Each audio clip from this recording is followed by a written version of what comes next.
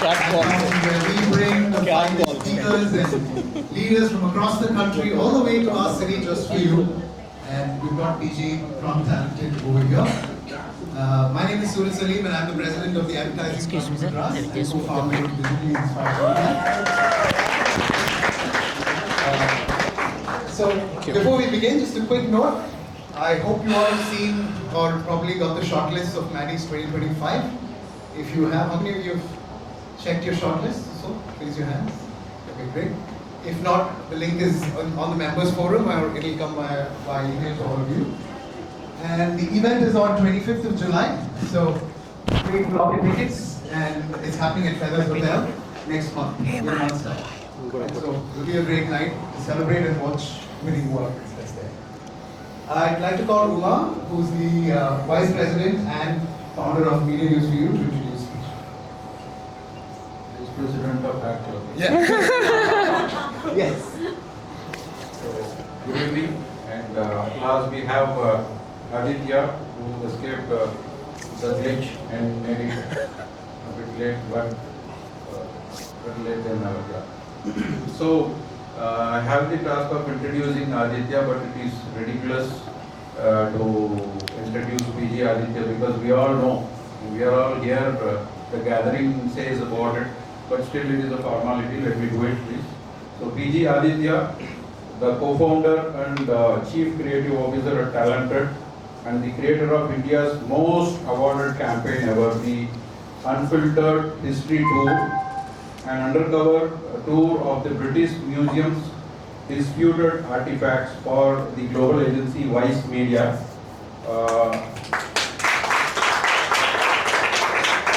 He was the chief creative officer of Dentsu Webchutney until 2022.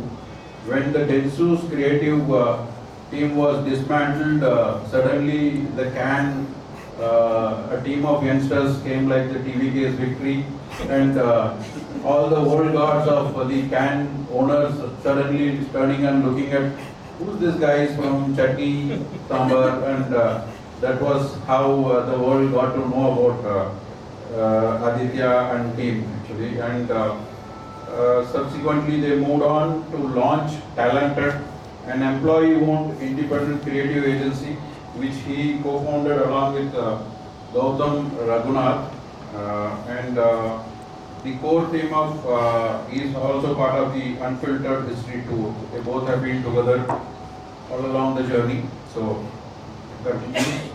So recently, I mean, very soon they will be entering the Mumbai market. That's what their handle said a couple of weeks ago. The market with, sorry, check, no? Check. இப்போ கேக்குதா கேக்குது okay office open பண்றீங்க அவ்வளவுதான் ஆமா sir அது வேலை நடந்துதா இருக்கு office open பண்றோம் already you have penetrated but you are establishing your empire fort there. Okay, that's the problem. So over the years PG has helped lift India's credentials at festivals like Cannes, the One Show and the Spike Asia through campaigns such as Why Is This a Swiggy Ad or Travel on ClearTrip and Flipkart's Hagglebot. PG has also been recognized as Creative Person of the Year by Campaign Magazine, as APAC's #1 Chief Creative Officer by The One Show, and as Creative Agency Leader of the Year by the IAA, India Chapter.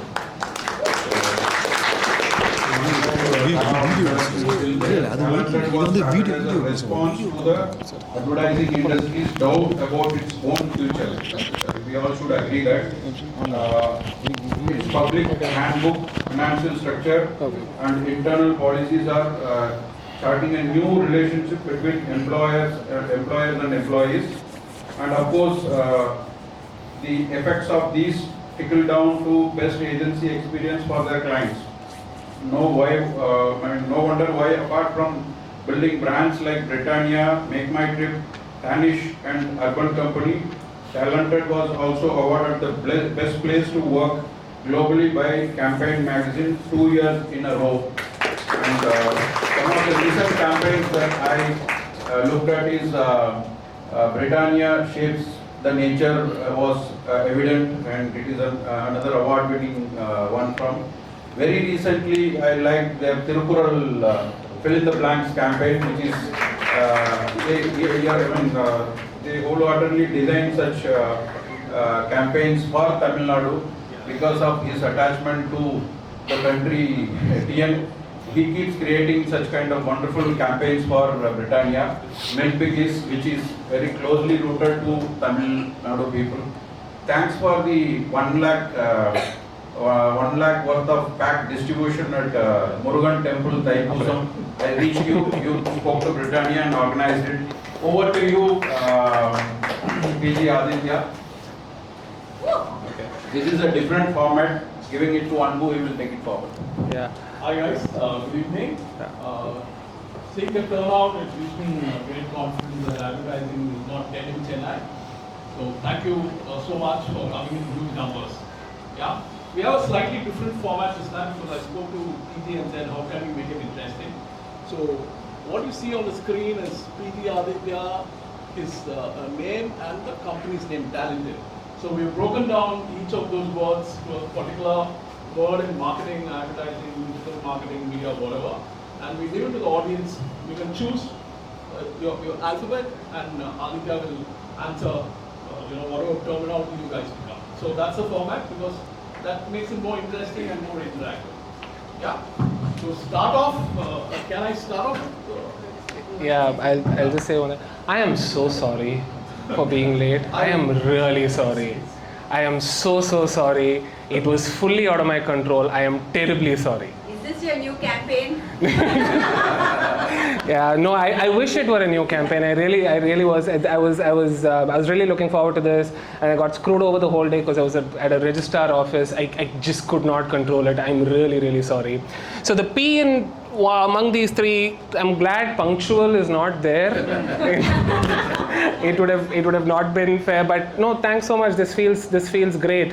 I'm very glad, and I hope to make this evening worth your time. Yeah, so I'll just choose an example. I want to go to T and choose, where is T? Time, yeah. No. Yeah. No, there is one more T on top. There's a L, we can do late. I want to choose Tirukural. Tirukural, great. Okay. Which is the latest, pet campaign where they use Tirukural as one reason for milk biggies. Biscuits and Tirukural, what's the connection, what's the inside? So unfortunately, I wish I could say that this came. 1 minute or something. Hey. Come from Andhra. Thank you. Nice. That's Amount nice. of applause can we all need to applaud more and more because we stood on their phone and we tried to put it in a packet which I bought it in Andhra Pradesh. What are you saying? Today morning. There we go. Thank you, buddy. Thank you so much. No, that's for you. Go for it. Yeah. So, I guess the Tirukural thing came from, so I think we've been working with Britannia for what, a good 4.5 years now. They are at Talented, they're one of the clients who kind of trusted us when we were 3-4 months old without a pitch, and we just started working with them on projects. One of the first things, and which then turned into a full-fledged, full-time retainer, I guess. One of the first things we kind of realized is that they do have the manufacturing ability to write shit on their biscuits. I did not know that was a thing. It just suddenly opened up one, what are you saying? The biscuit can be used for like I could literally put the ad on the biscuit. It's suddenly, so the thinking went from an ad for the biscuit to an ad on the biscuit. Like, what can you market using the biscuit itself as a canvas?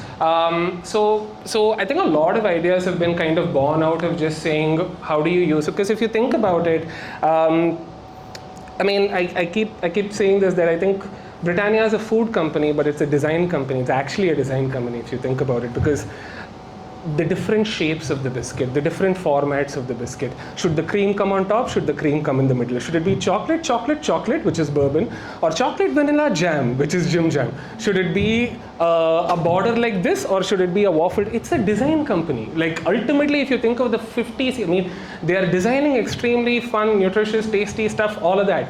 But I think for a creative person, when you look at all of those products, it kind of feels like a nice Pinterest board of sorts, ultimately, right? So, so I think that was, so if you start, we kind of started looking at, one part of the thinking was to start looking at this as this design company that makes stuff that you can also eat, and the stuff is great and all that. So from a creative point of view, that's kind of what helped.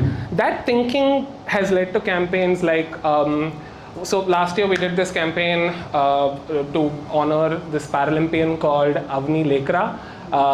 Some of you all have seen it, I suppose. Hi buddy, how are you? So that came from the same thinking, that how do you use the Mari biscuit as a canvas for design? I think Tirukkural came from a similar form of thinking. Also, secondly, I mean, it's a damn good piece of literature if you think about it, right? Like, I think I'm preaching to the choir over here, but I don't know, I mean, in our country for sure, though it doesn't exist, but I don't really know a secular, historic piece of literature anywhere in the world like this. In our launch event, we had people from every religion, from every kind of background, who were equally emoting for a bunch of stuff that I mean, I think a bunch of y'all would know all the self-help books, right? Who's read Psychology of Money? Who's read Rich Dad, Poor Dad? Who's read Eat, Play, Love, and all of this? Tirukkural is a self-help book. Essentially, it's a non-fiction self-help book. And it is secular. That is one of the binding things which is so true to, I guess, the Tamil fabric as well. So it became something historic that was also brand friendly. When was the last time anyone could touch anything historic in this country and think, you know what, that's perfectly brand safe? Tirukkural is the only one that does that. And the most annoying thing about it is, when I have to explain Tirukkural's to people who are non-South Indian, I have to fucking compare it to Kabir ke Doha. It is so sad because they don't have a parallel. What do I tell someone from Delhi that Tirukkural is about? It is untranslatable. Do I say couplets? Not enough. 1300 just speaks of scale. Secular, haan, wo bhi ek do hai. How do I say this in particular? There is nothing that even compares at a clear translatable level. So it's something that we ought to be really, really proud of. And I'm glad that it was fair. It was, I mean, in a way, and I think it needed a brand like Britannia, which was whatever 90, how many ever percentage market share that they have in Tamil Nadu, to come in with the confidence to be like, you know what, yeah, this is, one should feel almost entitled and come with that sense of ownership about the state to do an activation like this. And I think Britannia is one of the few brands in Tamil Nadu that enjoys that, thanks to all of us. Sorry? Guys, you can just pick up any of those on the squares and let's get going. You want the mic? Mic? Okay. Okay. So, hi. Hi, buddy. I wanted to, I think I'm loud enough. Loud enough. That's really good. I wanted to ask Gen Z, what do you think about Gen Z, or how is it different, or is it different marketing for Gen Z as an audience compared to the other gen? Understood. What's your name, buddy? My name is Sajita. Sajita. Amazing. So, yeah, I don't know, man. I think generations itself is a bit of a marketing invention, no? Like, I don't think generations exist in like real life. I think age exists. I don't think generations exist. Yeah, so I don't objectively think millennials exist. What does that mean? Gen X, like what is this? This is not people, like actually. What, you're 42 and then suddenly someone's like, hey, fucker, you're not supposed to feel like this, you're 42, you'll stop feeling like that, or what? I don't think that's the way in which, sure, young people exist, middle-aged people exist, old people exist. Generations I don't think exist. That's some shit we've made up. And what it kind of comes with is, obviously, I mean, it's great for us because I think it allows us to label stuff and it allows us to package a ton of themes around adolescence, coming of age, and the natural biological processes and the psychological processes attached to that. It allows us to like put it into a nice shiny wrapper.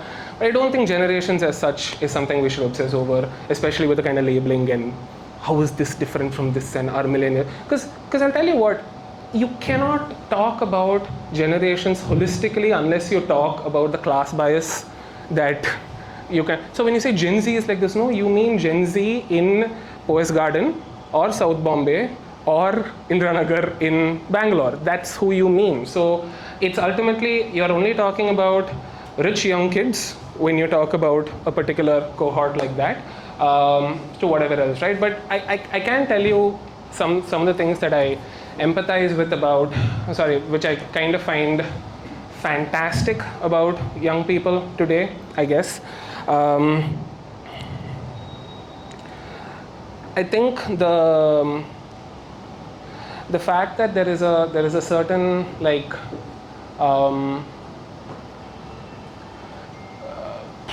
there's this base level of fame which I think everybody has access to now, right? Which means that most young people who I interact with are extremely camera friendly. They're able to present their opinions and their face together in some way. And dude, I think that's a huge advantage that young people have today over like people 35, 40 years old. The medium through which you're able to communicate is your own face, which is fantastic. And I think the fact that you're not, and the way in which that ends up helping you at work is terrific as well. I do have, and I like the fact that more young people are drinking less, are smoking less. That's a great thing. I don't think the average 22, 21-year-old is looking at smoking, drinking, and drugs as being proxies for being cool. I think she or he is looking at fitness as a proxy for being cool, which is great. I love the fact that everybody is obsessed about being fit now. It's fantastic, which means lesser people are getting drunk and looking at that as the way to spend youth. So all of these things are nice, man. I wish I could. I want to be part of your generation. If there's a. To rephrase my question based on. Damn, I got it wrong, didn't I? Yeah. Sorry. How is it different in terms of attention span, right? To market to an older audience than compared to a younger audience? No, I think attention spans are fine. That all this is some bullshit excuse we give ourselves to keep creating mediocre work. There is nothing wrong with young people's attention spans. There is nothing wrong with old people's attention spans. Like, the amount of shit we tell ourselves to allow ourselves to create mediocre work is what keeps changing every 5 years. There's nothing wrong with your attention span. You give a shit ton of attention to like a 10-episode series. You're going to wait for House of the Dragons episode 2 next week. That's attention span. So it's our fault. It has nothing to do with young people. Do you agree? Sometimes yes. Sometimes I see myself lacking attention. Like my attention span is very less. Nice. Unless it grasps my attention in the first 3 seconds, swipe. You are fully entitled to that. Why should anyone fault you for getting bored at bullshit? Yeah, that's my question. How does storytelling in advertising specifically need to be in order to, grasp a person's attention in the first 3 seconds or within the first? Yeah, whatever. You start with some fun frame and all of that. You can't think with that as the framework, dude. That's a tactical thing that I think most of us end up getting right. But it's very hard to fuck up a really good thing just because the first 3 seconds weren't good. I can give you like a nice piece of criticism about young people to just make this answer a little juicier. So, you remember in school, tell me if you ever had this in your school culturals. Do you remember there was this thing of like, they'll give you a topic and you have to speak for the topic for 1 minute and then against the topic for 1 minute. I don't think young people do that enough. I don't think you know how to debate both sides of an argument. You do it. That's why you're amazing, and that's why you are an exception. And yeah, that's fantastic. I'm talking about all the others, but yeah, yeah. So I think a lot of times I think your point of view ends up being like, I think morality is used as an excuse to not have more knowledge, and sometimes that just means you don't get to know enough sometimes. So that's one thing to be kind of wary about. I get why. But yeah, that's one thing to be wary of. Thank you. every client says our TV is Gen Z. Yeah. So what do you do? Almost every client. Sure. Yeah. No, I think, sir. Also, by the way, fun fact: Anbu sir was my first boss.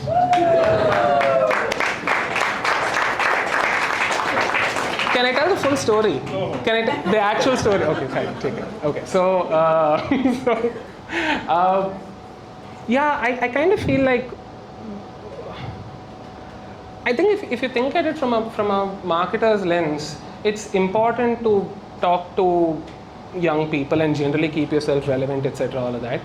I feel like more often than not, and I kind of blame, I blame all of us who are in, I guess, the product side of creating, either you're in strategy or your project management, creative, whatever it is. I think we kind of like, sure, you want to market to Gen Z, perfectly fine. Then you get to what you want to do. You get to the meat of the conversation, like you need to get to the meat of the conversation like really, really fast. Because a lot of times what things like this end up doing in meetings, you kind of fiddle around it's like paraphernalia conversation. Oh, do you want to market to Gen Z? Yeah, yes, but then what? Like what is the actual thing? Okay, what does success actually look like is something I don't think we discuss in rooms like this. So cool, if they want to market to Gen Z, no problem, great, no problem, can happen. I also think whoever markets to Gen Z ends up marketing to a 35-year-old ultimately, it's fine. Because the generation thing is something that we've invented anyway, there are too many overlaps and it's an inexact science. So I'd say yes to that question and figure out what they actually want to do, sir. Okay. Yeah. Guys, over to you. Hi. No, I think I'm good with that. Disruption. I hate that word. I think it's overused. I think it's just blown out of proportion. Everything is disruptive. Everything is scroll stopping. Yeah. So what's your take on it? And I just wanted to add something else. It's actually cool. It's very nice that youngsters are smoking a lot less, but they're vaping a lot more. Yeah. That's a whole level of fucked up. Yeah. What's your name, buddy? Nikhil. Yeah. Thanks, buddy. Yeah, you know what? See, the trouble is, and I've always thought about this. I'll answer the smoking question first. I'm like 1 year sober, by the way, from like all things smoke. I can be like, this is the trouble with creative people, dude. They're very distracted, okay, like generally. So like between like whatever, glory days, Madison Avenue, 1960s, Mad Men, nonsense. During that time, if you were a creative person in advertising, making a cigarette commercial was the holy grail, right? Virginia Slims, you've come a long way, baby. Lucky Strikes, it's toasted. Like the best ads were cigarette ads. And you would crave to write a good cigarette ad as much as you'd crave to smoke a good cigarette in the 60s. Then they found out the cancer, all of that. Then by the 80s, if you were creative in advertising, you would strive to make a great anti-smoking ad because anti-smoking ads were all the rage. And then there were all these NGOs that as a creative person, you'd go searching for, okay, cool, I have this great one. I'm going to put the lungs and I'm going to make some visual pun about how the lungs are burning from the smoke. And what the fuck? Like, weren't we just selling this shit like 20 years ago? We are the same industry that sold Axe to men, and we are the same industry that's now trying to sell feminism to men. We are very easily distracted. I don't know if there is a cure to this. I genuinely don't know. I think it's part of how we do the good stuff. So I kind of feel like there will be terrific advertising that comes out of vaping, just like there was terrific advertising that came out of smoking. There will be terrific advertising that comes out of the terrible effects of vaping as well, and the wheels will turn. And unfortunately, if you really like want to, one of the fuck all things you need to tell yourself is not is it right or wrong, but how can I really be part of that? And how can I create the best anti-smoking ad or the best anti-vaping ad? You got to participate, dude. I don't know if there's another way to do it. I think glory comes from participating within it. Because if we start questioning it from outside, I've not been able to find an answer yet. But was that disruption? That's not disruption, sorry. Yeah, fuck that, yeah, correct. See, distracted, I told you. That's distraction, yeah. Disruption. Tell me what's bothering you. Give me the incident. What made you feel like fucked in your head? Disruption, fuck all disruption. What made you feel that? I mean, see, if everything is special, if everything is amazing. Everyone can hear him? Yeah. Oh, sorry. If everything is special, then nothing is special. Sure. So I'm saying that you're using the word disruption, or you're using this technology is disruptive, this ad is disruptive, this campaign is disruptive. So my point really is something really disruptive to the point that it makes an impression, or is that word just being overused? Yeah, word is being overused. Yeah, 100%. Like, oh my God, look at what we did. 100%. Yeah, that's all it is. I think most of us know good when we see it. I think there is a generally shared idea of like what good looks like. Dude, there have been so many times where I thought like we were making something really cool and people just didn't see it that way. We thought we were making something disruptive, to use your parlance. It just didn't like work out that way. Yeah, I mean, man, I know, I understand there's so much fat around this whole thing, right? It's like visceral fat. There's the thing, and then there's so much fat around it that just feels fake. I get it. I think what you kind of have to do at that point is, dude, the whole game is kind of building your own instinct, right, about these things.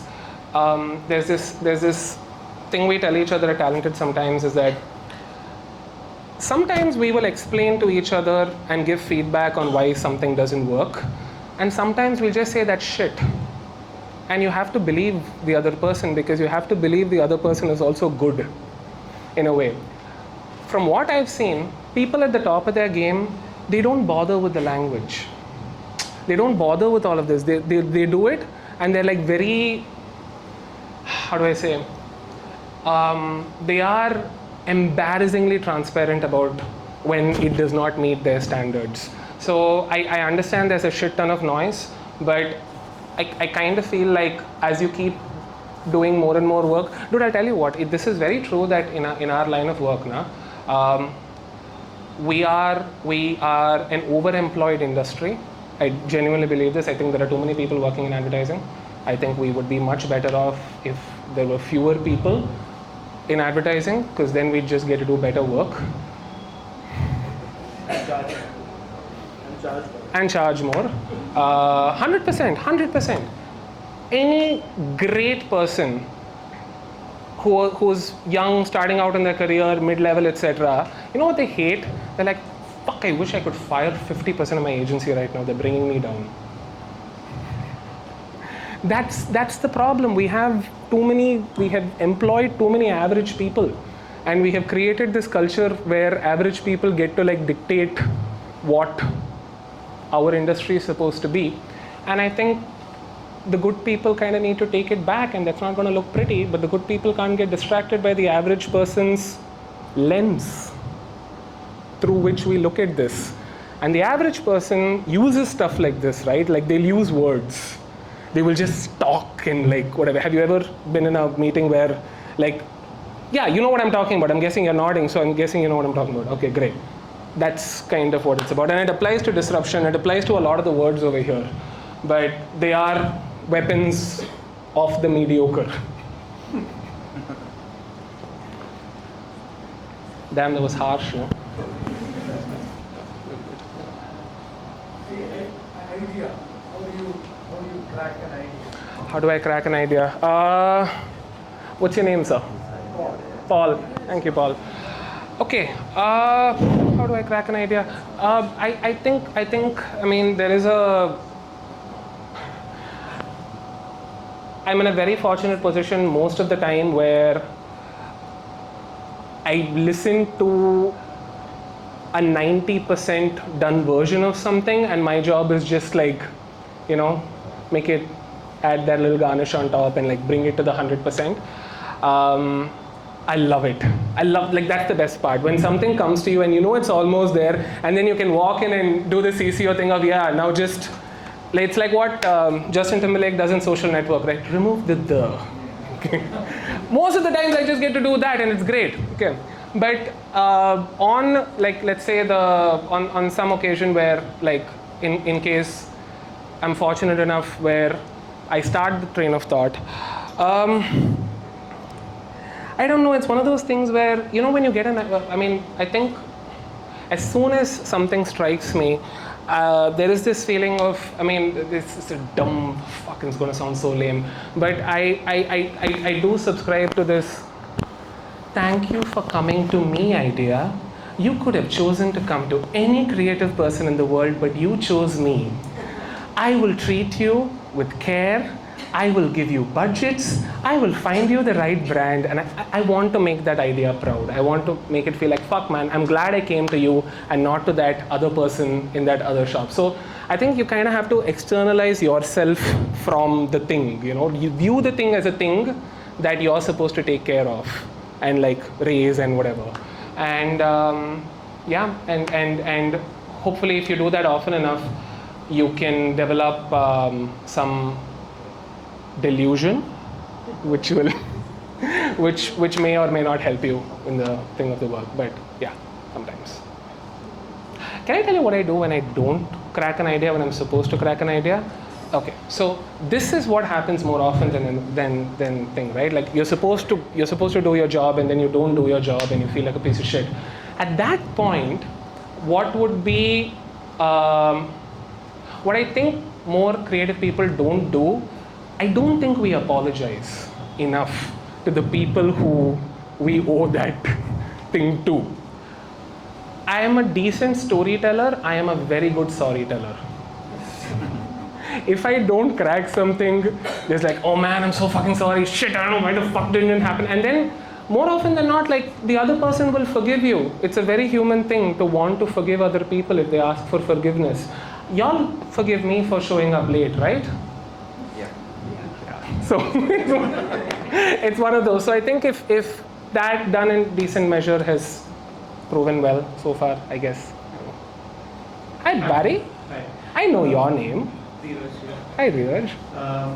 Influencer marketing, because I do have a couple of friends who are influencers and stuff, and they tell me that they receive the stuff, they don't even use it, they don't even like it.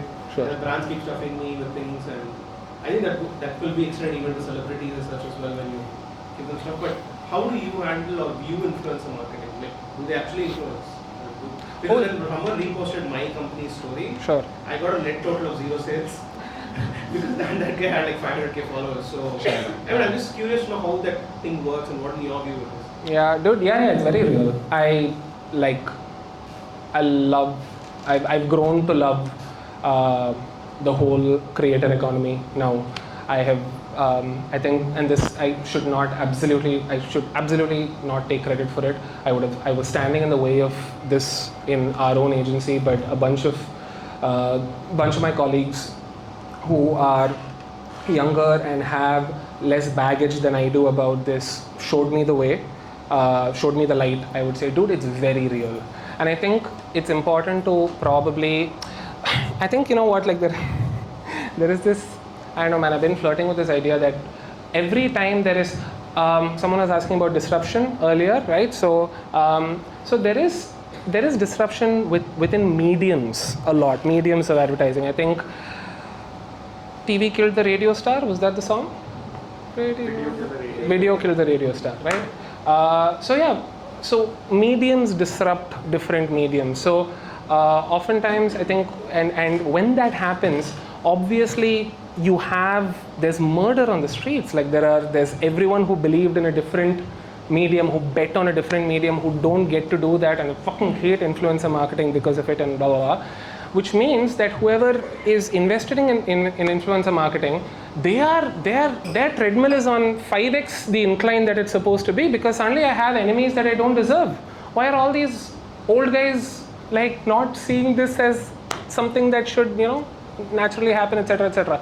So every time there is a new power medium, there is some bit of like revenge that's in the heart of the people who are now in power, because they've genuinely struggled for years to make that into something, right? I think we felt this in the early 2010s when digital, so to speak. Do you guys remember digital was the future was a line that was fucking around for like 15 years.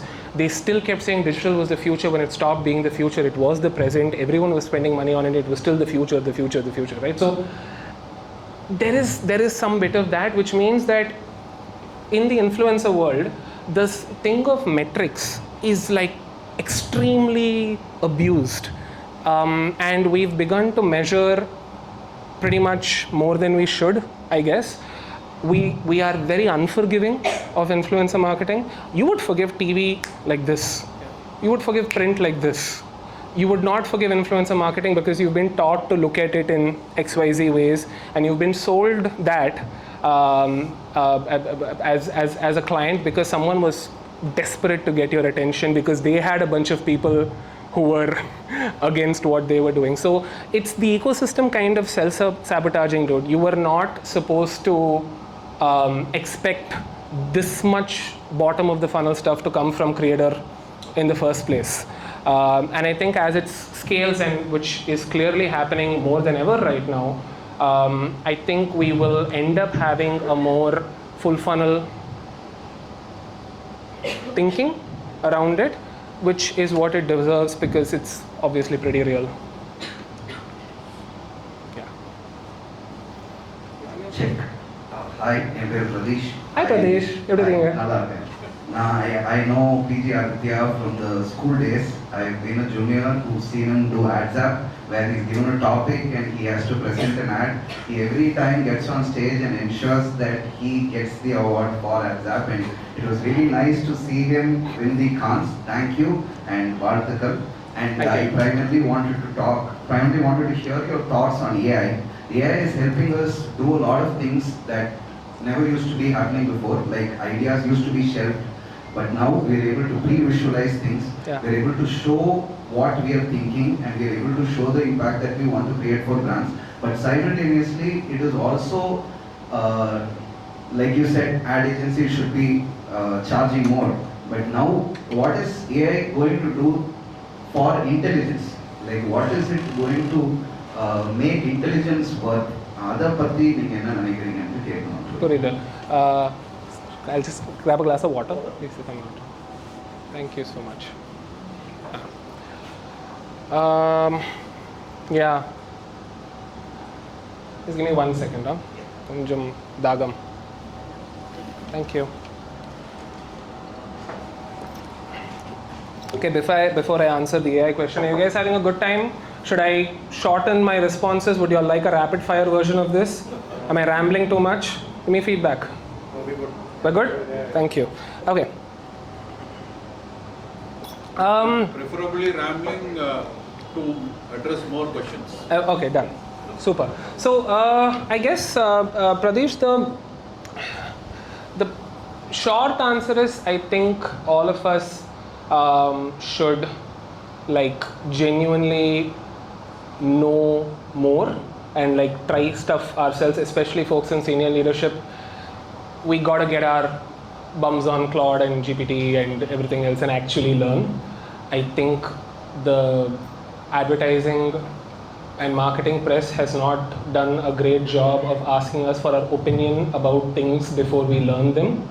So most of the senior leaders in advertising end up talking about AI before learning them.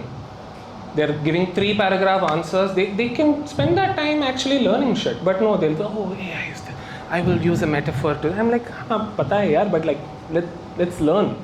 I think it's a fabulous time to actually learn, and I have only positives have come out for me personally and for talented at large. We are obviously we don't have answers to the really deep questions like the one you're asking. I don't think that matters. I think we are actually in an exciting time where instead of fucking around and just yapping, we can all like do shit. And that's one of the things in advertising that I think we don't do enough. We don't put boots on the ground. We are not I will pick up the phone and get it done type thing. We often are very smoke break. Blah, blah, blah. I think that culture is not good for us overall. So anyone who has a bias for learning, for executing things, all of that, if you don't have, if you're younger and if you don't have the baggage of being a non-AI native, then I think it's easier for you. We've started a new agency in our, so with this, we have our own independent network type situation. The latest agency which we've launched earlier this year, which was founded by two of our colleagues from Talented, in fact, is called Marketing Stack. And Marketing Stack is a marketing agency that is being built by AI natives. The profile of a person within Marketing Stack, they have a fantastic term, they call them semi-technical generalists. There is no copywriter, art director, project manager, everybody is a semi-technical generalist. I think it is good to hedge our bets on this. We have hedged our bets on much worse in our industry. I think it's a good bet to take, and we are taking it. Sure. Yes. So in 90s, Yes, sir. Ilayaraja was churning out tunes and the directors were just picking it up just like that. So Talented is an agency which won awards in the very first year. Yes. So naturally the marketers will be picking up whatever you churn out. Is it so, or which is the biggest pushback idea that you witnessed recently? A great idea or a work that you have presented to a CMO which got pushed back? Is there any? Yeah, happens all the time. Yeah, happens all the time. I think the way that இல்ல அப்படிலாம் ஒண்ணுமே இல்ல எனக்கும் வந்து நிறைய app வைக்கிறதுக்கு நிறைய பேர் இருக்காங்க அதெல்லாம் ஒண்ணுமே இல்ல ஓகே ஐடியா ரீசன்ட்டா கொடுத்தத ஜங்க் பண்ணது ஏதாவது நான் I'm trying that for somebody else so I can't reveal it okay so no but I think the to make it interesting ஏதாவது லைட்டா ஓபன் பண்ணுங்க இல்ல நான் நிஜமா we'll make it happen. When we make it happen, I'll text you and I'll be like, this is what I was talking about the other 10 times. No, but I think the way around that, if the question is around dealing with rejection, so a good thing to do is to have probably 8 or 10 things good that's going around at any point in time, so that when you get rejected, you kind of don't feel as bad. You kind of got to look at it as like a student applying to 8 colleges at the same time. 1 or 2 rejections once in a while should be fine. So on the volume, if we keep it up, we're able to deal with rejections fairly. Being talented, what is your rejection ratio? Because we all think that talented is great, so whatever your idea will be great. So, but still the marketers or the clients do reject. So out of 10, how many gets rejected? 50-50. 50-50. Yeah. You still face 50% 100%, rejection. yeah. I think 50-50 is a very good place to be. Actually, I'd love 60-40, but 50-50 is a good place to be because I think we also keep presenting dumb shit, sir, from time to time. You have to. That's how you keep it like exciting for yourself, no? You gotta like keep testing the boundaries. How much further can I go? How much? And in the process of going further, you'll end up presenting some damn stupid stuff, which later on you'll realize, yeah, there was actually something stupid, maybe. But I think 50-50 keeps it exciting. What is the industry ratio of rejection when you compare with overall? Sir, Chokka sir, what is your rejection ratio? 100 to 0 for Chokka, I'm pretty sure. 80, yeah? No, there's, I honestly feel like, I think for, it's not, 50-50 for us is a decent place to be. Chokka's being too humble. I've seen the work that his agency puts out.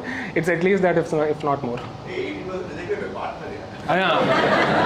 Other internal clients cannot be. Chalo, take it. Hi. Hi, I'm Asfiya. So I would like to ask Hi, a question. Asfiya. Hi. I would like to ask a question on entrepreneurship. So again, especially being in a creative business, so there's this urge to be creative, to bring out the best work. Yeah. And there's also numbers, hiring, retainer, client drop. So there's this financial number side to it as well, and there's the creative side as well to do the best work. Yeah. And there's also this vulnerable side where every now and then there's like second, doubts, like should I continue entrepreneurship or should I go take a job in the same industry? Yeah. So how exactly to navigate through all of that? Yeah, do you have are you an entrepreneur currently as well? Yes, Fantastic. I run a 1-year-old agency. That's It's fantastic. called Ads Angadi. What is it called? It's called Ads Angadi. Ads Zangali. Ads Angadi. Angadi. Oh, Ads Angadi. Hey, superb. Very nice. Are you a solo founder? Do you have a co-founder? Yes, I'm a solo founder. Fantastic. Dude, I do not envy you. I have a co-founder who is supposed to, who is the CEO. So I get to monkey around a little bit more. Having said that, I think I've done through some good observational learning, I've done my primary education, 5th standard MBA, so to speak, okay, in this. So I'll try to answer this question to the best of my extremely limited abilities on this front, but I can tell you the framework of thinking that most creative people are trained to have at Talented. So first of all, I think there's this belief that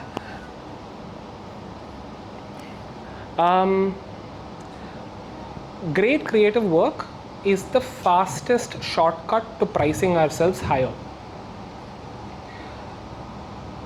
Compare a good client relationship over 5 years versus great creative work over 5 years for the same client, and as an entrepreneur you tell me in which version of this do you make more money? I think doing good work. Right. So it is very much in our commercial interest to keep doing better creative work. I think so. This binary of good work versus what do you say, the revenue, etc. On paper is false. It's completely false. I understand in practice, especially as you scale, sometimes it might feel at odds with each other, but that's kind of like one mirage situation, huh? Because ultimately it never ends up working out that way. I think and especially for you as someone who's started up about a year ago, I think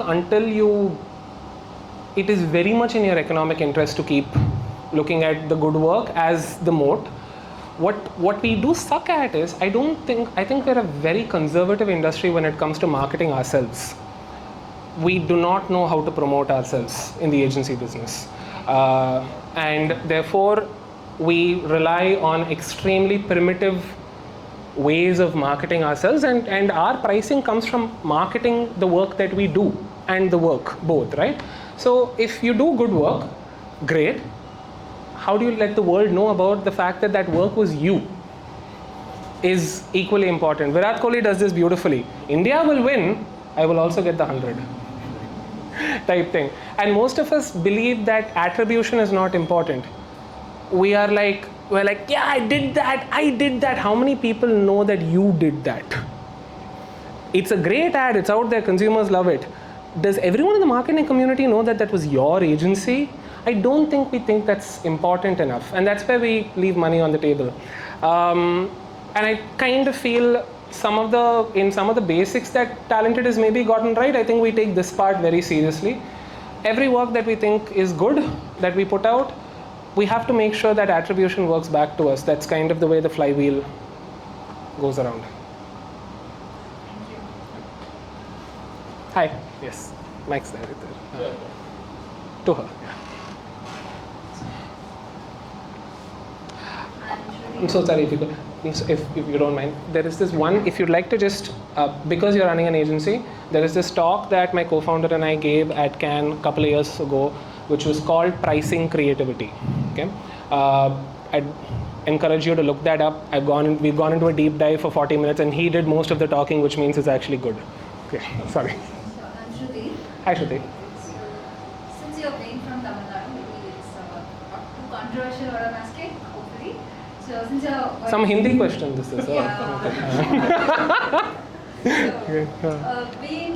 Going from Tamil Nadu to working in advertising agency in Bangalore, Mumbai, how do you feel seeing brands only do Hindi hats, not any cultural? And being from Tamil Nadu, I'm just talking for Tamil Nadu. Sure. Since Tamil Nadu is a very cultural place, and you not seeing very much of Tamil advertisements, apart from recently what I saw Meta with Vijay Sethupathi. What do you think? How do you feel? Do you think more vernacular ads should come from brands? Yeah, I mean, in general, yes, 100%, of course.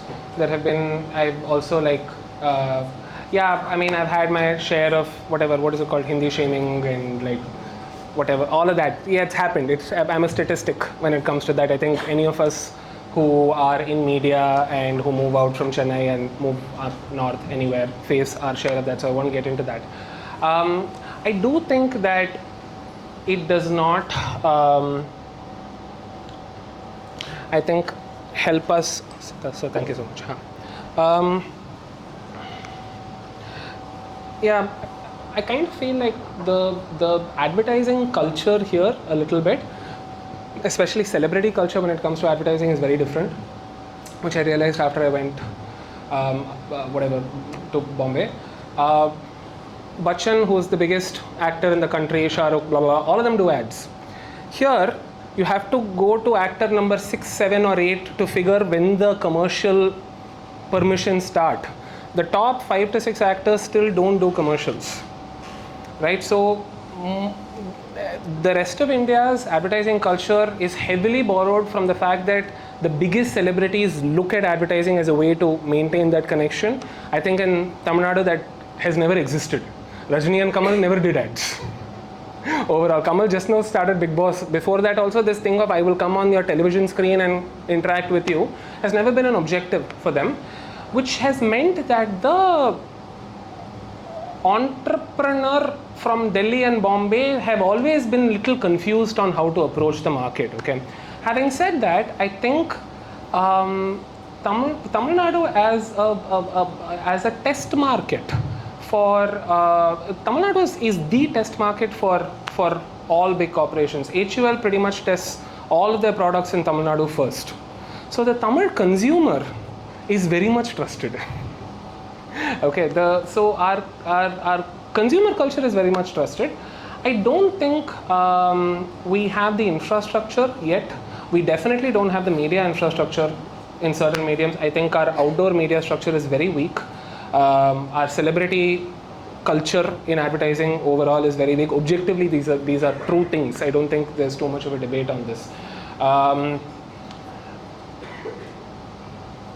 I think we don't have enough of a general toxic capitalism thing going on here yet. Fortunately for everybody else, but for us, we kind of need a little toxic capitalism to keep our industry afloat. Without that, Bombay is fuck toxic, dude. You want some very dangerous billboard to be put up, it'll get done.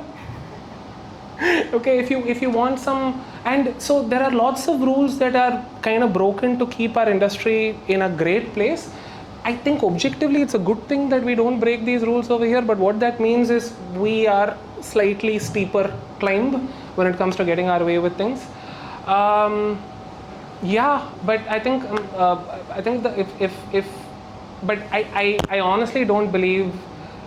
One of the things that'll help us is if we kind of not look at the cultural differences between different states as something that is the reason why all of this is happening. I think, I think a lot of us South Indians are also very racist in our own ways. I think if you would ask anyone who's moved into Chennai, we are obviously a very welcoming city, but we also are not we are not all white in that sense. There's this example that I use, I speak about it to some of my, there's this criticism that, oh, how can you just say Madrasi in every film, how dare you, and we are all very pissed at that. Na? Do you guys know this character called Seth from every 80s movie in Tamil Nadu? Seth does not have a first name. He only has a surname. And Seth is always a moneylender. He is always some problem character in the film. And Seth always refers to himself in third person. Sethukku ippo panam venum, tell enakku ippo panam venum, no? Sethukku ippo panam venum, okay? That's all racism only, no? Technically. So I think all of that, also slight self-awareness if kind of comes in, and if we are not like, oh my god, we're such angels, how can we da-da-da? creative people from Chennai, Kochi, Hyderabad do suffer from that a little bit, and I think it does hold us back a little bit. I think if we just look at ourselves as creative person first and all other identities after, we're going to get our way more often. Do you think talented should come to Chennai?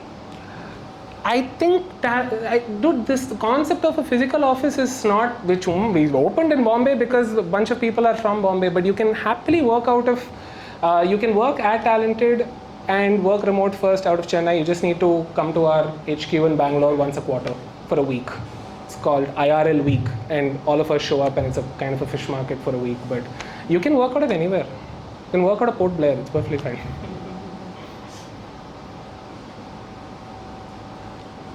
Oh yes, hi. I just wanted to ask you about authenticity. Yes. So suppose What's your name, buddy? Vidur. Vidur. Hi. Yeah. Hi.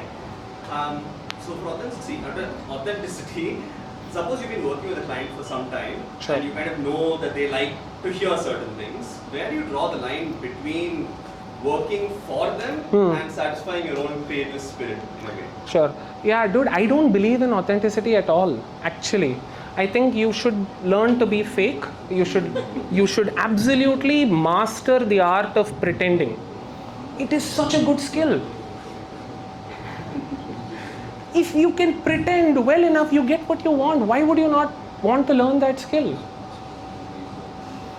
No, but suppose you're at the end of the day, you like present an idea to them that you know they love, but you're not so happy with it. You're not satisfied with it. So at the end of the day, you get the money, you get the client, and all that. But Sure. it's kind of a trade-off. So what do you feel about that?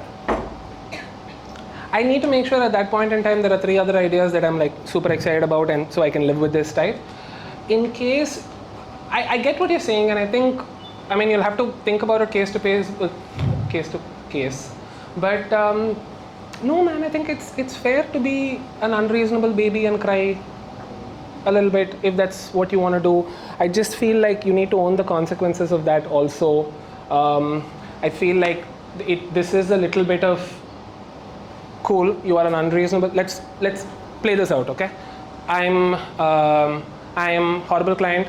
I'm saying no, Vidur, you can't do what you want to do. Tell me the idea.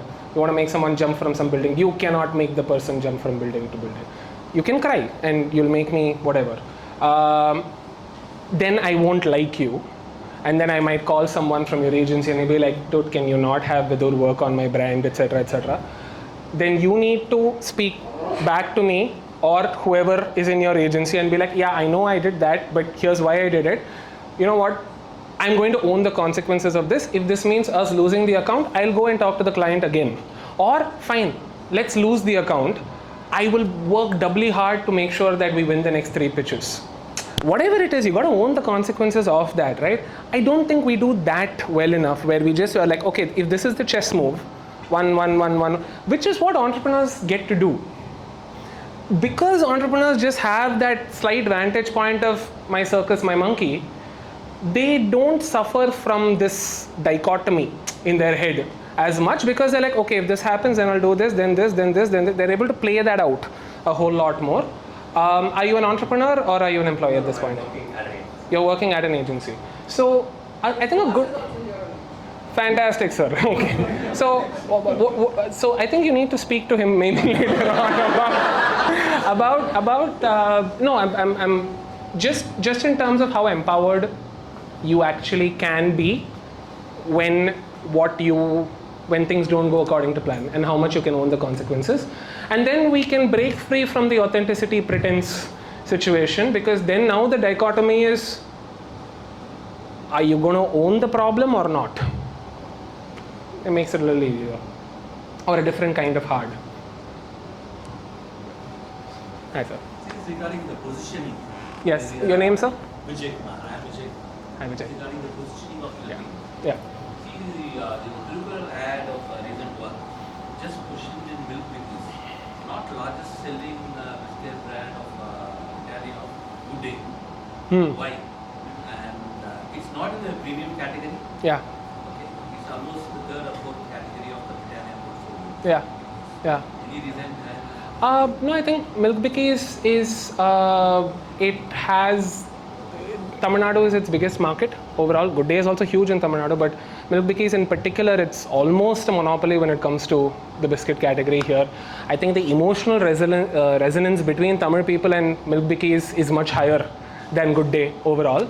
Culturally, it's closer to the people is what a lot of the learnings have been.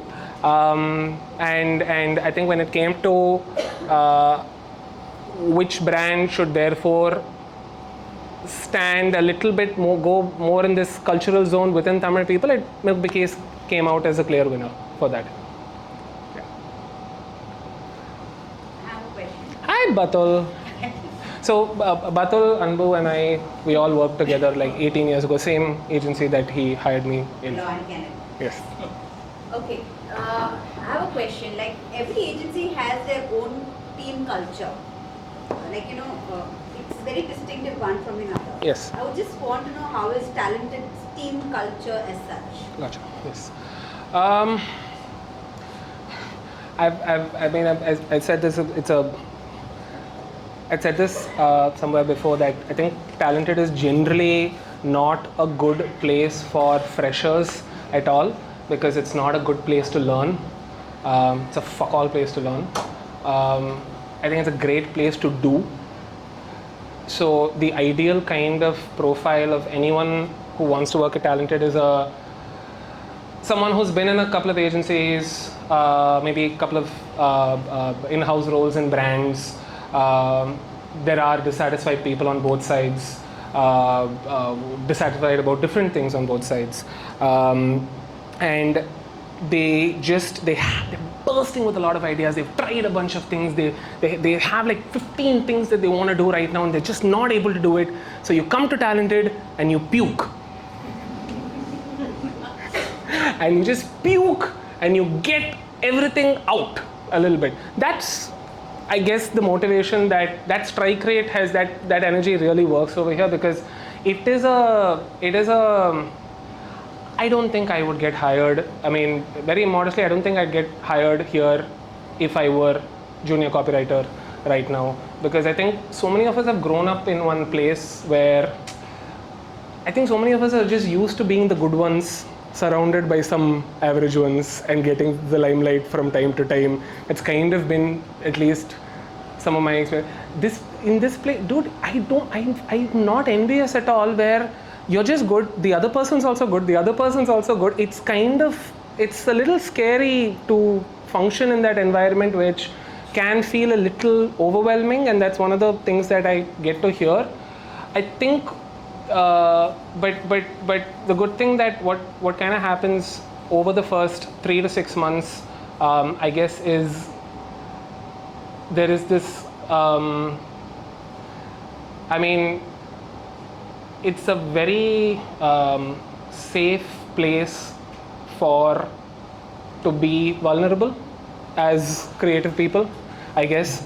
So you can I guess say the embarrassing stuff a little bit, and then you just say it, and then it's done, right? And everyone say, hey, I also had the same embarrassing thing that happened to me, and whatever else, right? So I think we're all able to kind of get over it together.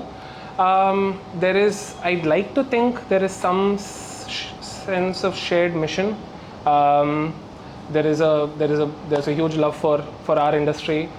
There's a general feeling of saying that like we're all looking at this as some crazy adventure, which starts with advertising, and tomorrow it might go into different places. In fact, that as of today, we've signed our first check as co-producers for a full-length animation film, which is hopefully, if all things go well, will release in Sundance or Venice or one of these places next year, which is like a great milestone moment for us as well, because I kind of feel like your influence within advertising becomes more as you do more things outside advertising. It's just this slightly weird thing where people are like, oh, yeah, so you're not just all advertising, right? You're like a real creative person, is it? Okay, So there is this bit of this. So I guess for a lot of us, we do struggle with this invisible caste system that exists within the creative industry. In our country, film is at the top, and maybe advertising is at the bottom.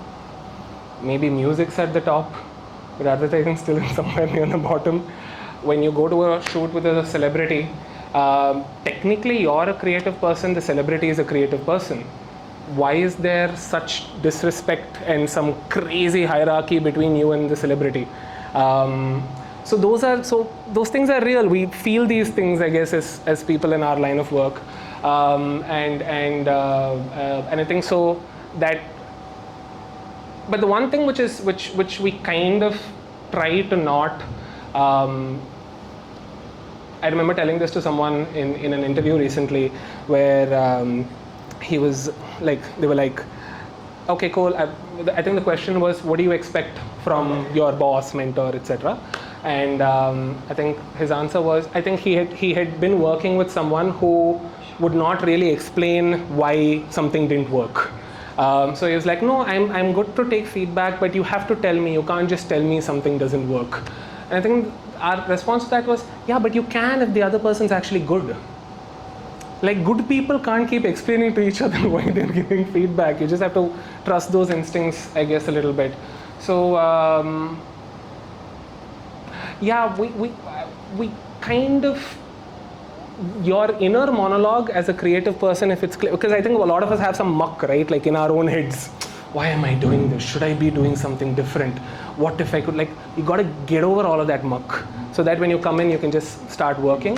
And I think for most of us, we're clean in our minds about what that inner monologue is. And I think hopefully that shows in the work from time to time. Thank you. You helped start the fire. We had a question.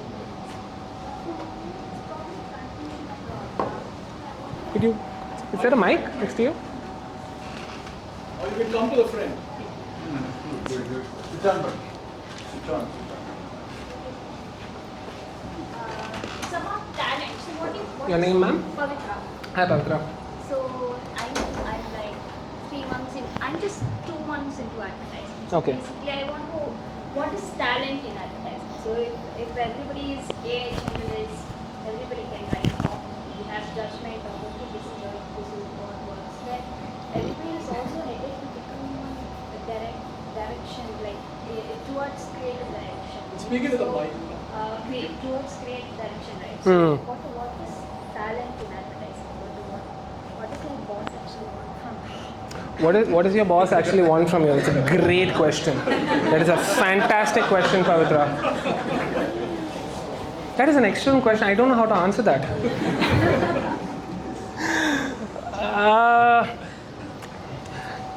Okay, I'll try to answer this from a very commercial perspective. Okay, who is the founder? Asfiya. In your P&L sheet, what is the biggest expense? Salaries. Yeah. For all of us, people's salaries are the biggest expenditure in our P&L. Until that changes, talent is fine. The moment your cloud subscription is actually costing you more than people's salaries, that's when we become a different kind of an industry, a little bit. So we're fine, dude. Listen, at this point, the traditional agency business, we don't make cars, we don't have a factory, there's no plant. We are at a business level, people's salaries are what we kind of pay for. So essentially, you are the factory, you are the machine. So you, so in a way, like, let's say if I were to talk to an automotive manufacturer, they have to figure how their biggest expenditure is something predictable. Like a little bit. Imagine if your biggest expenditure is not something you can control in any way. Okay, that's kind of like the problem that most advertising founders face, is that their biggest expenditure kind of wraps up at 6 p.m., goes home, and sleeps and thinks about work-life balance. No machine in any factory is thinking about work-life balance. So it's just a different kind of problem that entrepreneurs in any people-led industry have. You are their biggest expenditure, so they tend to kind of, that matters a whole lot more to them in a way, but you are their biggest asset as well, and which means you get to have a say. I'll let you know on a small thing on this, okay? So Talented, for instance, it's an employee-owned agency. Everyone is familiar with the concept of employee-owned spots. Super. So to have ESOPs and stuff like that, it's very common in tech.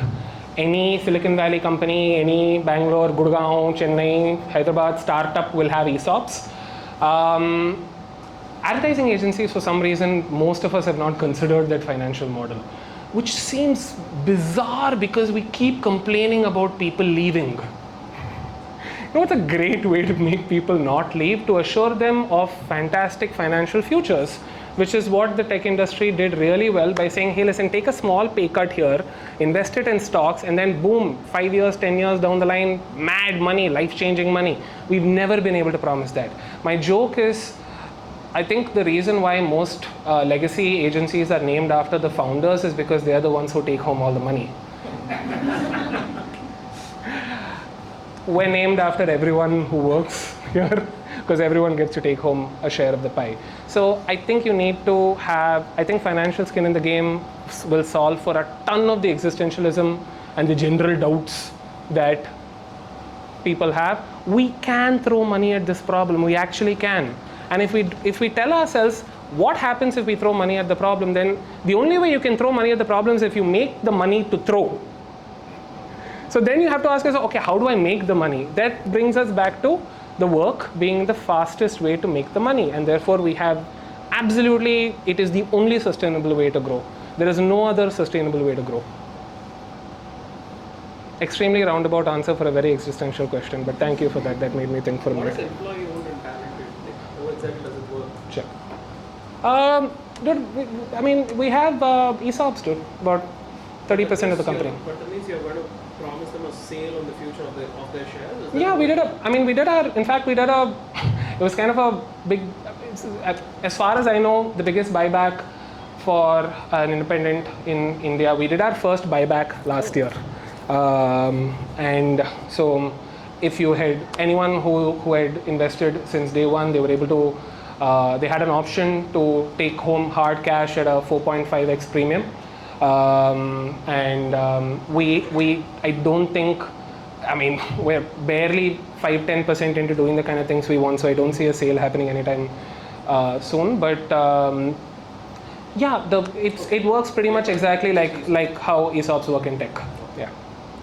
They opened the Pandora box of years being advertisement. Sorry, sir? We opened the Pandora box in the years. No, it's not Pandora box, right? Like we can just copy this idea from tech. The idea is there, we just have to copy it. They've copied so many ideas from us. Why do you think that table tennis, tech plays table tennis every weekend? Where do they get table tennis from? From us. Our offices had table tennis first. Droga 5 from us. Yeah, they took Droga 5. I mean, so the thing is, this whole concept of work culture was an agency invention. Dentsu had employee-owned back in the 2000s, when entire set of employees, including my dad, got a big payout when entered the Flipkart. That's fantastic. I think what is like what's important to kind of know in this is a lot of these success stories, whenever they kind of manifest, they've more or less ended up in the good. Like it's only been good news for anyone who's kind of been involved, right? Now, then again, like to just think on your point, the whole concept of casual Fridays at work, let's all be work friends and be like, bring in this idea of friendship and work together and like have this camaraderie between employees and all of this. This is kind of from advertising. We started this whole friends at work situation The bankers and stockbrokers and Wall Street didn't invent this. We invented this. And everybody has taken that idea and we have got none of the credit. None of the attribution. We spoke about attribution earlier. This should be attributed back to the advertising industry. It is not. Yet, so my thing is, please copy the idea from tech. It works. And the more and more we have of it, ultimately it becomes a net positive. It's a fucking messy thing to start off with. I remember Gautam was heavily advised against this by tons of other founders when it kind of started. But ultimately, if 10 things need to go according to plan, but if it does go according to plan, we get to kind of half solve this problem, which is kind of great. Hi Shiva. So my question is on narrative. It's on narrative. Narrative. So what's your process to come up with narrative for campaigns, and what makes a good narrative according to you?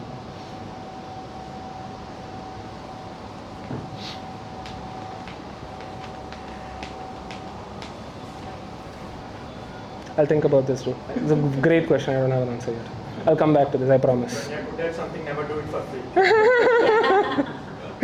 Yeah. What makes a good story? That's a tough one, dude. Fuck, we can answer financial futures of the industry and all. That's a tough one. What makes a good story? I don't know, man.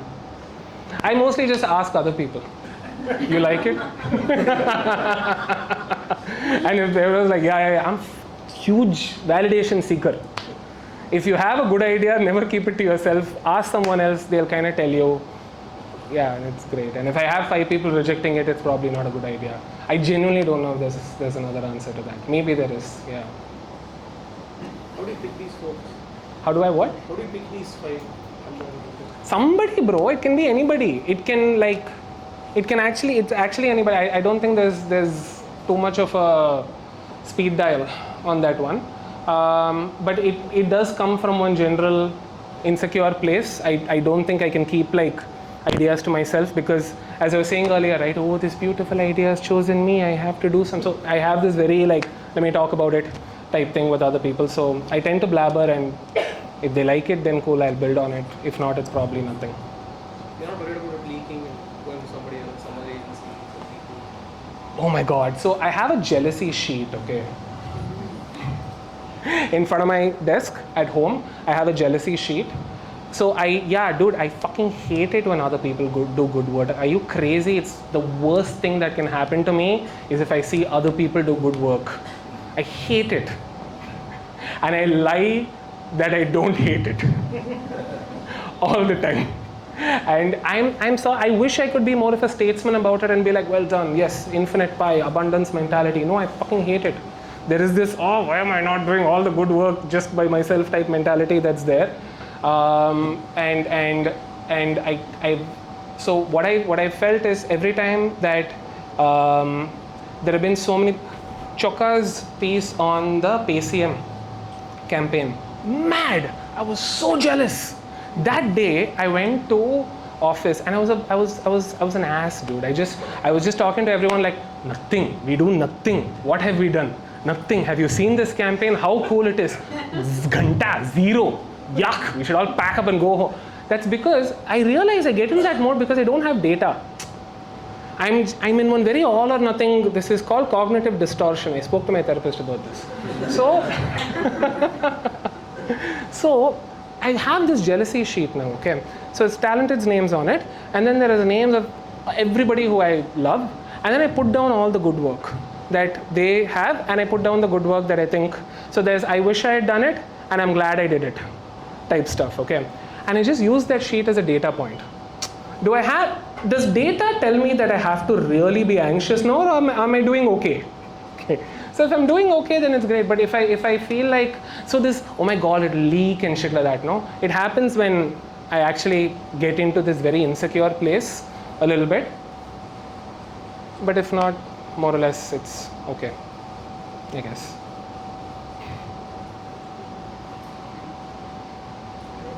Hello. Hi, good evening. Hi, good evening. Your name, sir? Nishraj. Nishraj. I want to ask you about automation. Yes. Yes. You've been talking about AI and all a lot.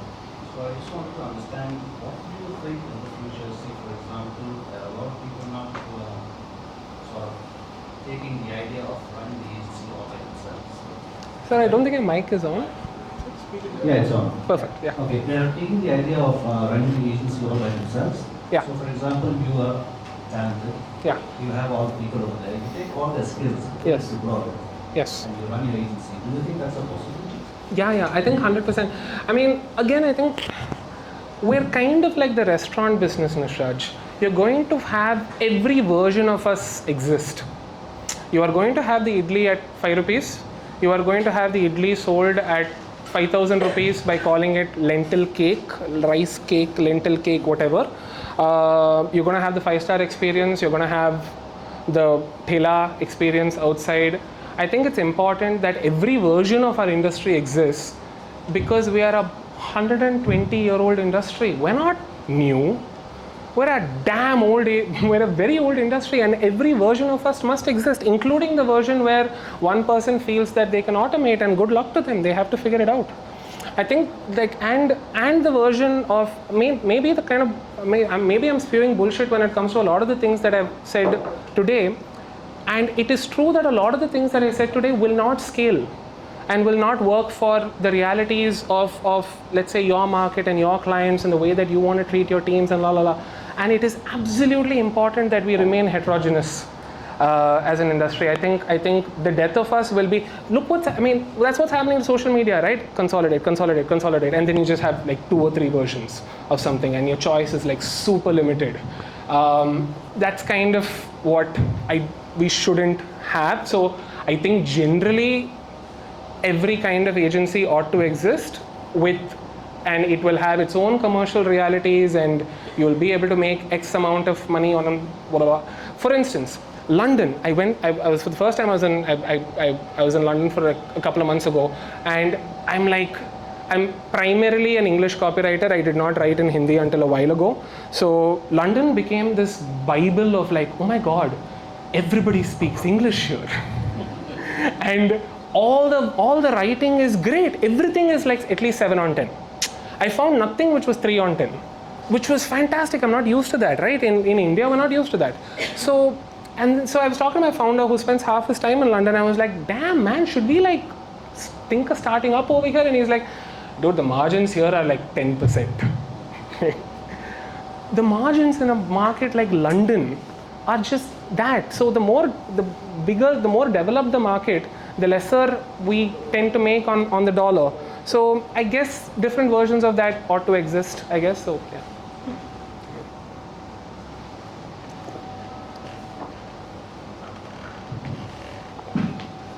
Please have a seat. Yeah, so Mitra, right? Mitra. So sorry I'm taking a word that's not here. My question is about algorithm, right? Sure. So Data.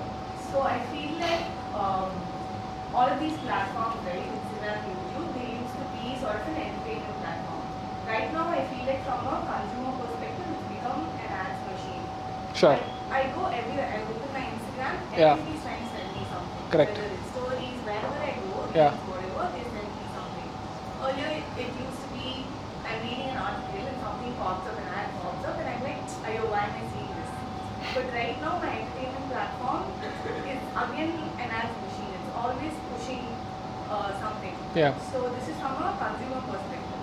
So from a marketer or a brand perspective, what do? Do I jump on the algorithm trends? Do I appease the algorithm gods? Do I try to stay rooted to my brand, to my voice? What about all the good ideas that get lost when, let's say, somebody's putting a lot of money into a bad idea?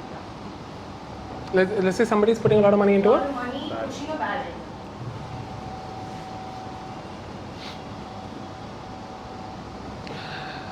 Yeah, dude. I fully see where you're coming from. I think the formula to social success is very clear, and creativity is not a part of it. That is true. So I think that's fine. I think we should embrace the algorithm a little bit. I think the point is we should also realize that the formula is out there. So this does not need too much of thinking. You need volume, you need frequency, you need a clean distribution, you need to appeal to X amount of cohorts. You know what you need to do. You need to produce it at one slightly cheap, very cheap impact. We've started working with creators to start co-owning IPs. How many of you know this creator called Anushkash? Yeah. So Anushkash and us are working together on an IP which is going to launch soon. It's a business X culture IP called None of My Business. It's like an Instagram show. It's going to start off like that. Now, one of the chats that she and us were kind of having was, we're like, okay, dude, when it comes to the cost of production, unfortunately, let's say each episode. So she usually shoots from her office or her home, wherever. So her cost of production is usually per thing is nil. It's just her research, talking, etc. Right? Now, let's say for this, if we were to up the cost of production to like 50,000 per episode, that cost of production doesn't necessarily translate into more followers. Because as a follower, you're not looking at, is this really well produced as a proxy to see whether I should follow that or not, right? So I think these are very real things, dude. So one of the, I guess as a creative person, the good thing to kind of tell yourself is, hey, I don't have to figure this out. You don't need to invest your absolute core of your brain in figuring this out anymore. The formula is there, which means you need to do it. You need to get successful at it and parallelly use your brain for a bunch of other things, because social success is not the only part of the brand engine anyway. So do it well, get it out of the way, and there are more things to focus on also.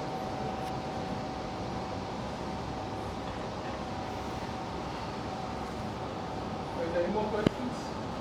The Lord's Flyers there. Hi.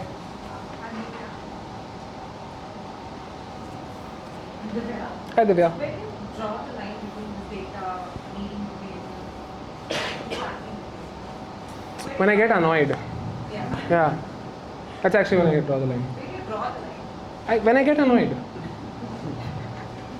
It's all good, dude. You should just not get annoyed. Like, so if you need to have a decent threshold for your own curiosity and be like, okay, cool, I am not some god, like, which is absolutely true.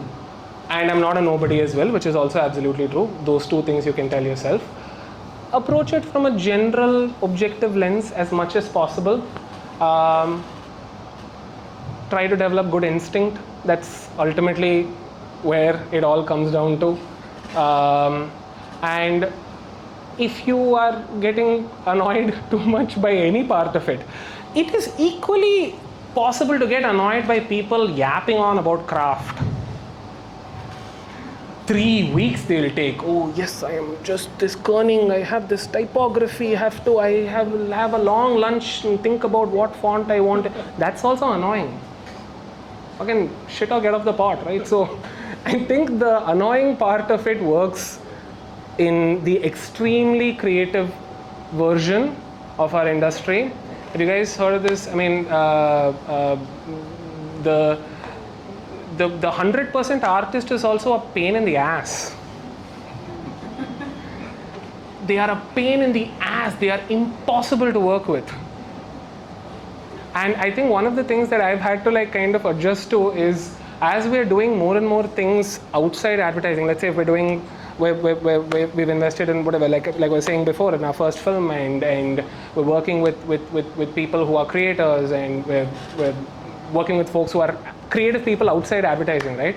And I'm beginning to realize, machan, we have it great. We actually have it great. We're working with this guy who spent 4.5 years making one thing. It's an incredible thing what he's making. It is brilliant. But he spent 4.5 years with the focus to do that. There are times when they have not made money. There have been months where they're like, fuck, what do we do? We don't have to live with that. We actually have stability in our lives. We are very integrated in society. We are not outcasts by any means whatsoever. Okay. And at the same time, our industry actually has rules and guidelines that assure some level of good behavior amongst all parties. Film doesn't have that.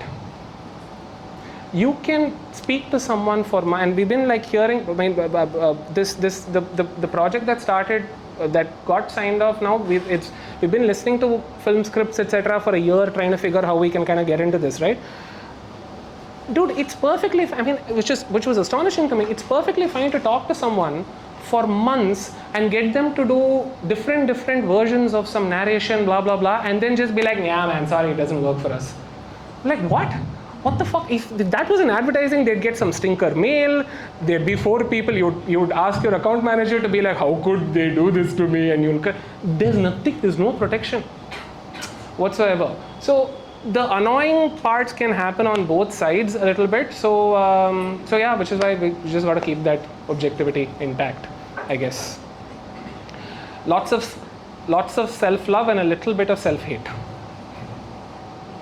You want to become a filmmaker someday like Balki, Chinikam? Sir, I was a screenwriter, so not a filmmaker. I don't think I'll wake up at 5 o'clock because I want to get some sunrise shot and all. That life is too lazy for that. But no, I was a screenwriter. I wrote my first film for Santosh Sivan when like 12 years ago with one of my close associates. His name is Sham, and the film released, and it was about the Elam War, and it released and it got banned a few days after it got released. So we have not been able to reap the rewards of that effort fully. Yeah, it got banned. Yeah. It dealt with the war in Sri Lanka and the genocide in Sri Lanka, all of that. So yeah, that's it. That was like 12-13 years ago, and it's super heartbreaking if something like that happens in your early 20s. So I decided that the only way I'd probably want to get back into the film industry is if I have some power. Entering the film industry as a nobody is heart crushing. Like you are truly anonymous and can be dealt with in that manner, right? So I needed some more power before we could approach this industry again. So that's why we're trying to get back into this 12 years later. And it's also something that, I mean, I'm saying this as myself, but a lot of us in Talented are passionate about long format in general, amongst other things. So we're giving it a shot, we'll see where it goes. This year is truly our, you guys know FAFO, fuck around and find out. So it's our fuck around and find out type year. We're conducting a bunch of experiments, we'll see how it pans out.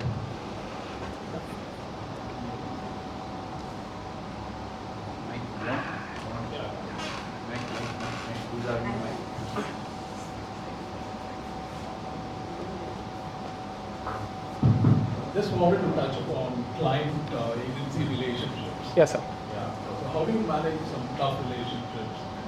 Has Talented ever fired a client? Yeah. And for I don't think we've had too many bad firings. I think it's usually dealt with in a very objective way. A lot of times the clients who we fired don't know they've been fired, which is the right way to do it. Maybe. But yes, sir, that's happened. So when it comes to, I think, I mean, I would have totally given a different answer a couple of years ago. I think right now, it's important that, I guess it kind of starts with,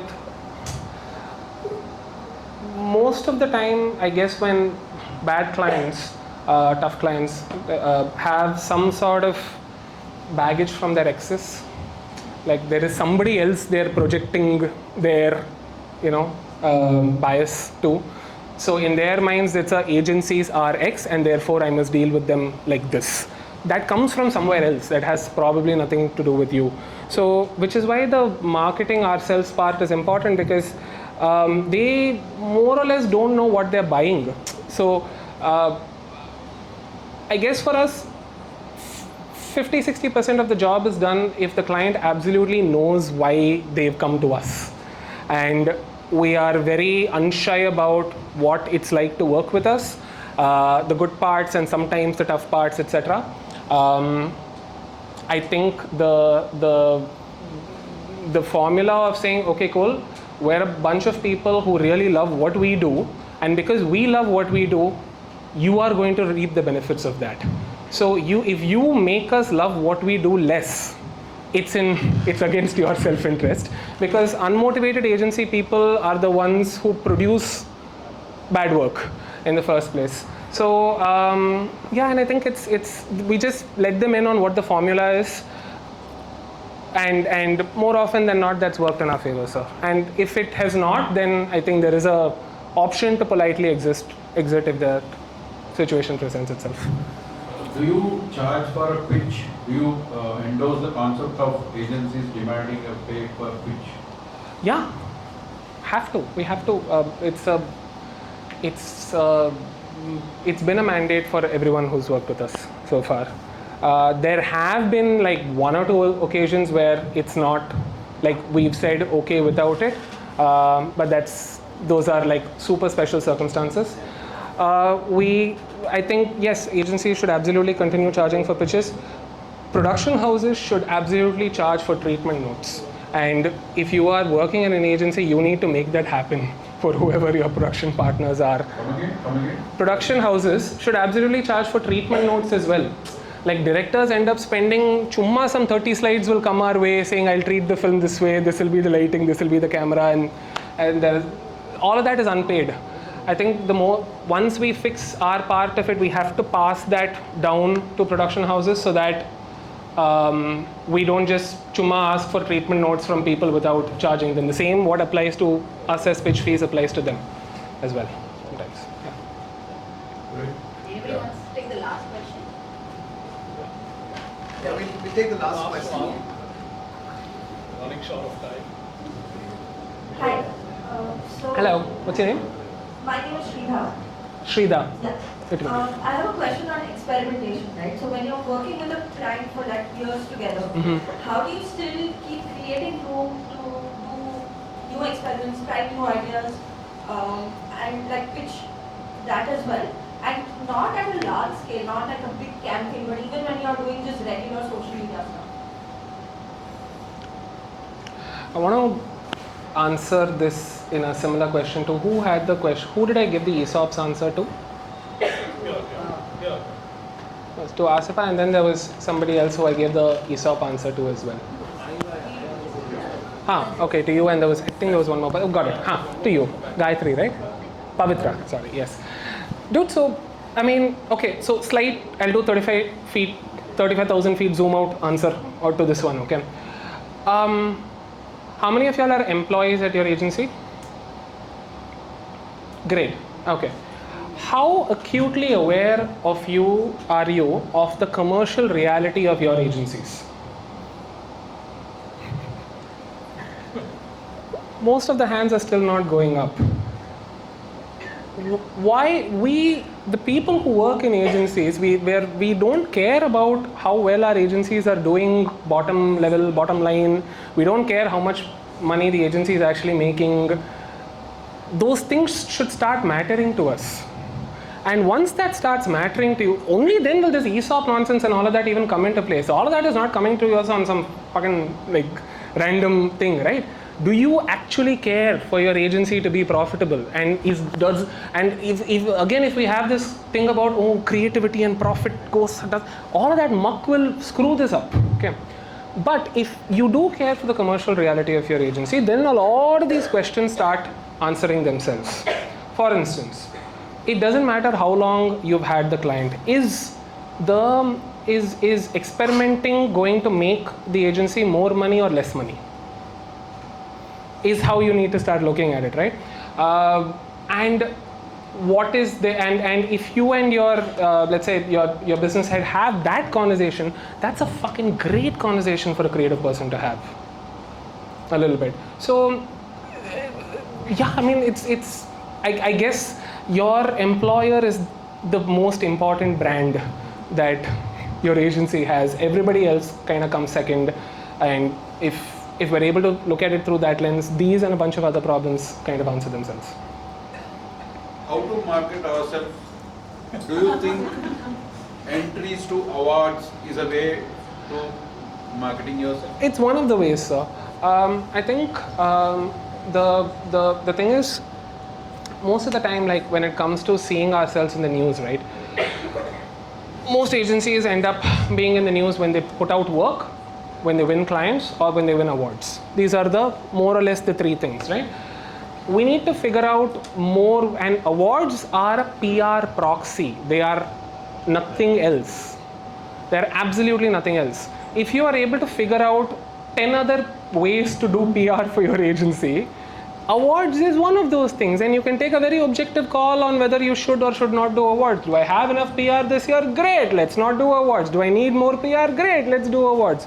It's kind of simple. So, and therefore, which is also a great thing for the awards industry to kind of know, because otherwise they will manipulate your motivations on why to. I don't understand why employee motivation and awards have anything to do with each other.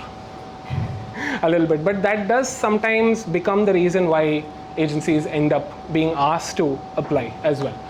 So when it comes to how to market ourselves, the question, I guess, is ask yourself what feels risky. Come again? Ask yourself what feels risky. It has to feel a little risky. It has to feel slightly scary. Fuck, what will people think of me? Fuck, oh shit, am I going to end up being a little bit of a loser by the end of this whole thing? If all of those, because this is exactly what we tell clients. We absolutely just have to follow the same exact thematic advice that we give clients and ask ourselves how that matters to ourselves. It will include risks like what I was telling Dheeraj earlier, stuff like just being very vocal in public about stuff that we ought not to be vocal and public about. It could include putting yourselves on camera way more often, among other things. But again, I don't want to templatize the marketing answer, because then it'll just include, okay, cool, all founders should do founder branding. That'll also get boring after a point a little bit. But there are some obvious answers there. It is true that most of agency leadership, to a large extent, does not do good leadership branding for ourselves. And the agency handle is still the one who's posting all the news. It would be lovely to see more people from the agency be the one who's talking about the work than the corporate handle alone, for instance, to kind of start with. But I think at a very simple level, it looks like, what does public risk look like for me? Yeah. Quick take on India's performance in the ongoing Cannes line. We have good years and bad years. Writing is for me, that's why he's asking a lot. I forget sometimes all of this is on record here. Like I'm just chumma, like I feel I know all you guys so well now. I'm chumma talking. Okay. No, so we have good years and bad years. This was one of the not good years. That's all. So last year was historic. So 26 is. Do you think it is disastrous? No. I think nothing disastrous about doing well or not doing well at Cannes. Yeah, it's a proxy for PR. It is true. It is true. However, now that let me try to give a more interesting answer to this. So there was someone I knew who was he was our jury chief at DNAD this year, and he was fascinating bit of trivia. He was talking to the mayor of Cannes City, and he was asking him like how much like there are four major festivals that happen in the city of Cannes. There's the Cannes Film Festival, the Cannes Advertising Festival. I think they have a F1 thing going on, and then there's a huge real estate festival that kind of happens. So he was asking, he's like, how much, like, what's the biggest? Which gives the city the most money? And he expected the answer to be the film festival, of course, a little bit, right? He's like, no, the mayor of Cannes City said, no, the advertising festival is what matters to us as a city the most, because guess how much, so the film festival evidently makes about $300 million for the city of Cannes in that week. Guess how much Cannes Lions that the advertising festival makes? 3x? A little more than 3x, $1 billion. We make $1 billion as an industry to Cannes Lion in 5 days. a little bit. So we are obviously like, I mean, we're the favorites of Can Mayor for what it's worth. But then again, I think like the how do I say this? You know how the generally in Indian Bollywood, page 3, pop culture, etc., the film industry posing outside Cannes in the red carpet is taken as one, oh my God, look, you've made it to the red carpet. 1 month later, we make it inside that stage and we actually win big. Exactly 1 month later, our film fraternity stops at the fucking carpet. The ad fraternity goes in and wins. So yeah, I think there's do we, from that perspective, what I was talking about in the caste hierarchy, in this point we are much higher than our brothers and sisters in Indian film for now. But no, I wouldn't use the disaster, glory, binary. We have good years and bad years. This is maybe not one of the good years, that's all. Thanks much. Right, thank you so much. Thank you for a round of applause. In the interest of time, we're going to be wrapping up now. I'd like to call Gautam and Anbu to give the memento to KG. Yeah.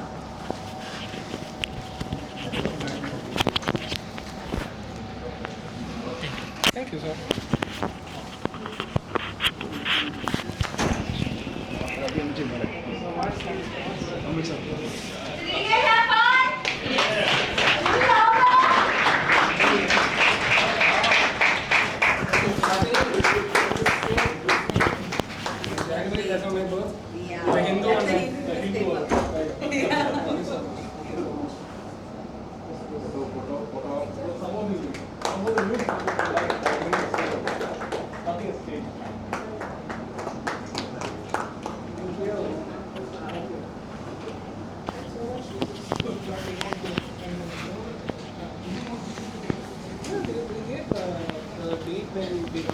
I'd like to call Shoka to give the word of thanks. Okay, a lot of people to thank. First of all, thank you for turning up. I just can't believe the number that has turned up, and I see a lot of new faces, especially Team Ruby one. Thank you. Thank you for the insightful questions. And Ram of Little Things Asia is here, so it takes a PD Aditiya to get all these people. So thank you so much, PD. I also like to thank you for spotting this talent and letting this talent be advertising. But more than that, as a co-founder of the agency, the one thing that I really thank for putting a value to our items. I think that's a good thing.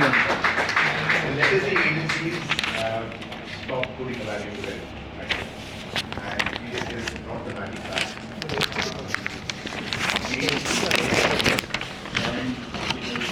Demand for the type of ideas that they are and it's really good. But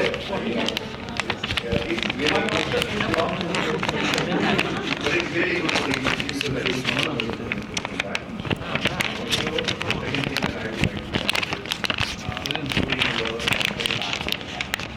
People.